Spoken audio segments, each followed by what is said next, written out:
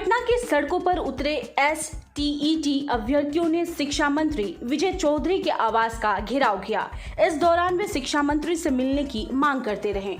आपको बता दें कि पटना के इको पार्क के पास अभ्यर्थी सड़क पर उतर गए, जिससे यातायात पूरी तरह बाधित हो गया। इस दौरान पुलिस ने अभ्यर्थियों को आगे बढ़ने से रोका, लेकिन वे मानने को तैयार नहीं हुए, जिसके बाद पुलिस ने अभ्यर्थियों पर लाठीचार्ज कर दिया। इस दौरान अफरा तफरी मच गई। पुलिस ने दौड़ा कर एसटीईटी अभ्यर्थियों पर लाठियां बरसाईं।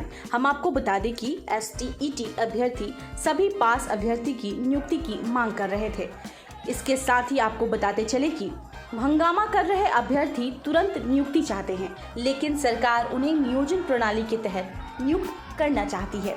इसी पर अभ्यर्थी भड़क गए और हंगामा करना शुरू कर दिया। 3 दिन पहले भी आक्रोशित अभ्यर्थियों ने बिहार बोर्ड ऑफिस के गेट का ताला तोड़ दिया था। इसके बाद वे लोग कार्यालय पर जमकर नारेबाजी भी कर रहे थे। पुलिस किसी प्रकार से तब उनको समझा बुझाकर शांत कराई थी। परीक्षा में मेरिट लिस्ट गड़बड़ी को लेकर वे लगातार विरोध प्रदर्शन कर रही हैं। हम इसलिए उतरे हैं कि हम लोगों को सबसे पहले शिक्षा मंत्री बोले, जब स्टेट क्वालिफाई किए तो बोले कि जो पास कर गए उसकी नौकरी पक्की। फिर हम लोगों को मेरिट से बाहर कर दिया गया। बताया गया कि सीट के अकॉर्डिंग ही रिजल्ट यहाँ की उससे कम भी, फिर भी हम मेरिट से बाहर कैसे, इस बात को लिए हमें हासिल रहेगा। 12 मार्च को हमारा रिजल्ट घोषित किया गया 12 सब्जेक्ट का। 24,599 लोग क्वालिफाइड थे। 21 जून को फिर से वापस जो 3 सब्जेक्ट का रिजल्ट था उनका रिजल्ट डिक्लेयर किया गया। उसके बाद जो जितने मेरिट में थे लगभग 80 से 85% स्टूडेंट बाहर हो गए मेरिट से। तो हमारी एक ही सवाल है कि जब रिक्तियों से कम बच्चे क्वालिफाई थे तो ये सारे बच्चे बाहर कैसे हो गए? ये बाहर से कौन आए हैं जो उसकी जांच होनी चाहिए और हमें नियुक्ति चाहिए। ये हमें सर्टिफिकेट का झुंझुना लेकर घूमना नहीं है, हमें नियुक्ति चाहिए। नहीं तो बस रोड पे सर्टिफिकेट लेके बैठना थोड़ी है। अभी हमारा अगर शिक्षा मंत्री इससे नहीं मानते हैं तो हमें भूख हड़ताल पे बैठनी पड़ेगी, और तो अगर तब भी नहीं माने तो हमें उच्च न्यायालय का शरण में हमें जानी पड़ेगी। बिहार में आकाशीय बिजली गिरने से 11 लोगों की मौत हो गई है, जिसमें पूर्वी चंपारण में 4, गोपालगंज में 3, बाढ़ में 2, नालंदा में 1 लड़की की और मधेपुरा में 1 व्यक्ति शामिल है। मौसम विभाग के अनुसार बिहार में अभी बारिशों का दौर जारी रहेगा। अगले 4 दिनों तक बारिश होती रहेगी। आपदा प्रबंधन विभाग ने वज्रपात को लेकर लोगों से सतर्क रहने की अपील भी की है, ताकि लोगों की जान सुरक्षित रहे। आपदा प्रबंधन ने लोगों से अपील की है कि खराब मौसम में खेत या बाहर नहीं निकले। लोग घरों में सुरक्षित रहें, क्योंकि राज्य भर में मानसून सक्रिय है और वज्रपात व तेज बारिश की आशंका बनी हुई है। लोक जनशक्ति पार्टी में टूट के बाद सांसद चिराग पासवान दल पर कब्जे को लेकर लगातार सक्रिय हैं। इसी बीच चिराग पासवान दिल्ली से अहमदाबाद कल देर रात पहुंचे। यहां पर चिराग की मुलाकात बीजेपी के एक वरिष्ठ नेता से हुई। मुलाकात के बाद बिहार की राजनीति, पटना और राष्ट्रीय राजधानी दिल्ली में सियासी हलचल तेज हो गई है। समाचार एजेंसी की रिपोर्ट के मुताबिक चिराग पासवान बीजेपी के एक वरिष्ठ नेता से अहमदाबाद आकर मिले। बताया जा रहा है कि बीजेपी की ये वरिष्ठ नेता पीएम नरेंद्र मोदी के काफी करीबी हैं। खबरों के मुताबिक चिराग पासवान बीजेपी के जिस नेता से मिले हैं उनकी पकड़ संगठन में भी है। राजनीतिक गलियारों में चल रही चर्चा की माने तो चिराग पासवान पार्टी के भीतर डैमेज कंट्रोल में जुट गए हैं। चिराग पासवान ने पिछले दिनों पीएम मोदी से भी मध्यस्थता कराने की गुहार लगाई थी। वहीं अहमदाबाद दौरे पर पहुंचे चिराग ने इसे पर्सनल टूर बताया। पटना से दिल्ली तक हलचल तेज है कि चिराग पासवान के अहमदाबाद दौरे के बाद बिहार के सियासी सरगर्मी तेज होगी। हम आपको बता दें कि 5 जुलाई से बिहार में चिराग पासवान आशीर्वाद यात्रा शुरू कर रहे हैं। बिहार के 8 जिलों में नए कोरोना संक्रमित नहीं पाए गए हैं। इन जिलों में अरवल, बक्सर, कैमूर, नालंदा, नवादा, रोहतास, शेखपुरा और सुपौल जिले शामिल हैं। इधर राज्य में 26 जिलों में 10 या उससे कम नए संक्रमित पाए गए हैं। सिर्फ 4 जिले हैं जहां पर 10 से अधिक नए संक्रमित पाए गए हैं। इनमें पटना में 19 नए संक्रमित मरीज पाए गए हैं, तो सर्वाधिक 25 नए संक्रमित सारण जिले में पाए गए हैं। समस्तीपुर और पूर्णिया जिले में 11 नए संक्रमित मरीज पाए गए हैं। राज्य में पिछले 24 घंटे के दौरान राज्य में 1972 एक्टिव केस पाए गए हैं, जबकि 58.40% रिकवरी रेट हो गया है। कोरोना के इस दौरान कुल 4 लोगों की मौत हुई है। बिहार में लंबे समय से लंबित पंचायत चुनाव की तैयारी अब तेज होने लगी है। राज्य निर्वाचन आयोग ने अब इस तरफ अपनी कमर कस ली है। त्रिस्तरीय पंचायत चुनाव में मतदान के बाद अब परिणाम के लिए लंबा इंतजार नहीं करना पड़ेगा। वोट डालने के अगले दिन ही रिजल्ट सामने आ जाएंगे। अधिक संभावना है कि पंचायत चुनाव 10 चरणों में कराए जाएंगे। वहीं इस क्रम में ईवीएम के इस्तेमाल को लेकर भी प्लानिंग की गई है। चुनाव का कार्यक्रम इस तरह से तैयार किया जा रहा है कि ईवीएम के एक सेट का उपयोग 5 चरणों में किया जाएगा। मीडिया रिपोर्ट के अनुसार जिस ईवीएम का उपयोग पहले चरण के वोट के लिए किया जाएगा, उसी ईवीएम को तीसरे चरण, 5वें चरण, 7वें चरण और 9वें चरण में इस्तेमाल किया जाएगा। ठीक उसी तरह जिस तरह ईवीएम में दूसरे चरण के वोट पड़ेंगे, उन्हीं ईवीएम को चौथे चरण, छठे चरण, 8वें और 10वें चरण के लिए उपयोग में लिया जाएगा।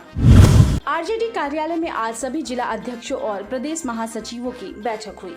इस बैठक में नेता प्रतिपक्ष तेजस्वी यादव, प्रदेश अध्यक्ष जगदानंद सिंह, बिहार विधानसभा के पूर्व अध्यक्ष उदय नारायण चौधरी समेत दूसरे वरिष्ठ नेता शामिल हुए। हम आपको बता दें कि बिहार की एनडीए सरकार पर प्रतिपक्ष के नेता तेजस्वी यादव लगातार हमलावर हैं। उनकी इस पहल से बिहार की राजनीति गरमाई हुई है। बिहार लौटते ही तेजस्वी यादव का पहले राघोपुर में नीतीश की सरकार गिरने की भविष्यवाणी की। इसके बाद जदयू के 7 प्रवक्ताओं के जवाब में आरजेडी ने 19 प्रवक्ता नियुक्त किए। फिर पार्टी के पदाधिकारियों के साथ तेजस्वी ने बैठक की। इसके बाद अचानक ही राबड़ी आवास में विधायक और हारने वाले उम्मीदवारों की बैठक बुला ली गई और अब जिला अध्यक्षों और महासचिवों के साथ बैठक की गई। पार्टी सूत्रों के मुताबिक विधायक और हारे हुए उम्मीदवारों के साथ विधान पार्षदों की बैठक में तेजस्वी यादव ने सभी को इस बात के लिए तैयार रहने को कहा है कि नीतीश सरकार गिरने के बाद उन्हें क्या करना है।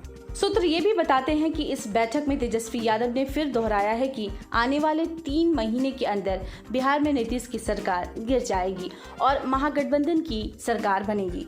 गौरतलब है कि दिल्ली से लौटने के बाद तेजस्वी यादव पहले से ज्यादा आक्रामक तरीके से बिहार की एनडीए सरकार पर हमला कर रहे हैं।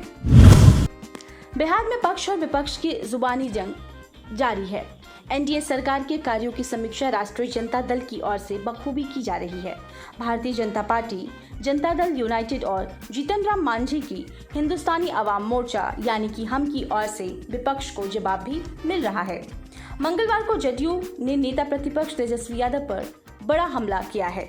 जदयू प्रवक्ता निखिल मंडल ने तेजस्वी को हवाबाज नेता बताया है और कहा है कि आप समाजवाद नहीं केवल ट्विटरवाद जानते हैं। जदयू प्रवक्ता निखिल ने ट्विटर पर तेजस्वी पर कटाक्ष करते हुए लिखा, विधायक दल की बैठक संपन्न, पार्टी ने अपना नेता चुन लिया, मंत्रालय भी बढ़ गए, बस मुख्यमंत्री पद की शपथ बाकी है। निखिल ने लिखा है कि अगली आपदा से पहले तेजस्वी यादव बुरुंडी पहुंचेंगे। बिहार में नेता प्रतिपक्ष वहां लूट, खसौट और जंगल राज की स्थापना की शपथ लेंगे। उन्होंने कहा कि 2000 रुपए के नोट की गड्डी से बनाया जाएगा स्टेज। शपथ ग्रहण समारोह में विश्व भर में से स्वयंभू नेता आएंगे। अपने ट्वीट में निखिल ने हैशटैग स्वप्न रोग का भी इस्तेमाल किया है। एक और बिहार विधानसभा में नेता प्रतिपक्ष तेजस्वी यादव सरकार पर कोरोना समेत अन्य मुद्दों को लेकर हमलावर हैं, तो दूसरी ओर सत्ताधारी दलों की ओर से भी उन पर हमले किए जा रहे हैं। खासकर नेता प्रतिपक्ष के अब तक कोरोना का टीका नहीं लगवाने पर सत्ता पक्ष के कई नेता उन पर शब्द बाण चला चुके हैं। इसी बीच भाजपा के प्रवक्ता डॉक्टर रामसागर सिंह ने तेजस्वी को अफवाहों से बचते हुए कोरोना का टीका लगवाने की अपील भी की है।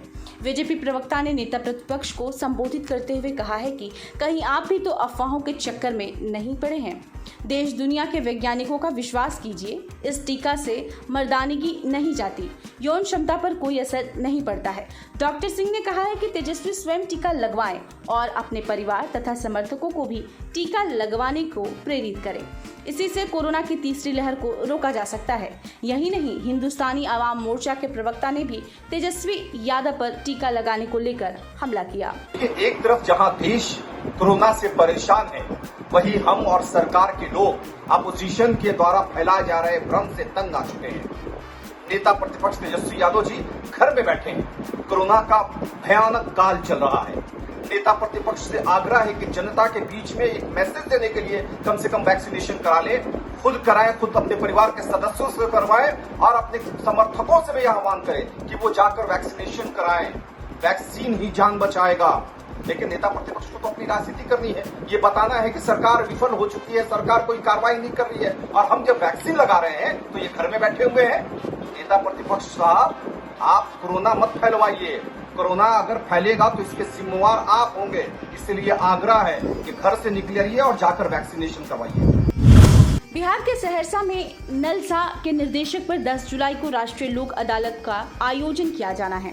लोक अदालत के आयोजन को लेकर सहरसा में जिला विधिक सेवा प्राधिकार के अध्यक्ष सह जिला एवं सत्र न्यायाधीश विनोद कुमार शुक्ला की अध्यक्षता में श्रम आयोग, सभी बैंक एवं BSNL के अधिकारियों के साथ बैठक आयोजित की गई है। 10 जुलाई को अधिक भीड़ न हो, इसलिए 1 से 8 जुलाई तक फ्री काउंसलिंग की जाएगी, जिसका निर्णय 10 जुलाई को होगा। विधिक सेवा प्राधिकार के सचिव रविशंकर ने कहा है कि पक्षकारों को नोटिस निर्गत किया जा रहा है। सुदूर क्षेत्रों में पैरा लीगल वॉलंटियर के माध्यम से नोटिस भिजवाया जा रहा है। उन्होंने कहा है कि लोक अदालत में परस्पर वार्ता के आधार पर मामलों का तुरंत निस्तारण किया जाता है। राष्ट्रीय लोक अदालत 2021 में 10 जुलाई को आयोजित होना माननीय उच्चतम न्यायालय के नालसा के द्वारा निर्देशित किया गया है। हम लोग इसको सफल बनाने के लिए आज एक मीटिंग सभी बैंकर्स के साथ, श्रम आयुक्त और BSNL के पदाधिकारियों के साथ आज 1:30 बजे दिन में संपादित किए। इसमें निर्णय लिया गया कि दिया जाए जहां पर नोटिस की भेजने की असुविधा वाहन से नहीं है, वहां पर नाव के माध्यम से भी पक्षकारों को नोटिस हस्तगत कराकर तो इसको सफल बनाने के लिए अपना कदम उठाया गया। साथ ही साथ यह भी निर्णय लिया गया कि 10 तारीख को मिनिमम फुटफॉल हो, इसके लिए प्री सीटिंग करके मामलों का निष्पादन 1 तारीख से लेकर 8 जुलाई तक कर लिया जाए और मामलों को निष्पादित करा लिया जाए।